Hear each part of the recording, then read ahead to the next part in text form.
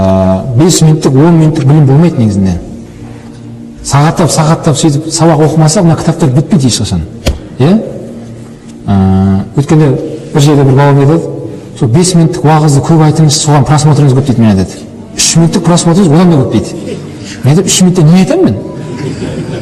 3 минутта не айтамын мен? Мына аманаттың бәрін ол қалай жеткіземіз біз халыққа онда? Ал 1 сағаттық просмотрыңыз аз дейді. Мен айтады. Қара, біздің психологиямыз сондай болып кетті, бәріміз телефон бите беріп, сондай оқи алмаймыз бір мәселені. Тақырыбын көресің, өткізіп жіберемін. Ал осы нәрсе бізге қазір дерт болып жабысты қазір.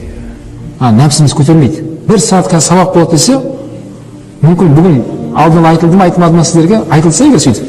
Лабағатта 1 сағаттан кем дәріс болмайды десе, мүмкін көбісіміз келмеуі мүмкін еді. 1 сағат страшно екен ғой.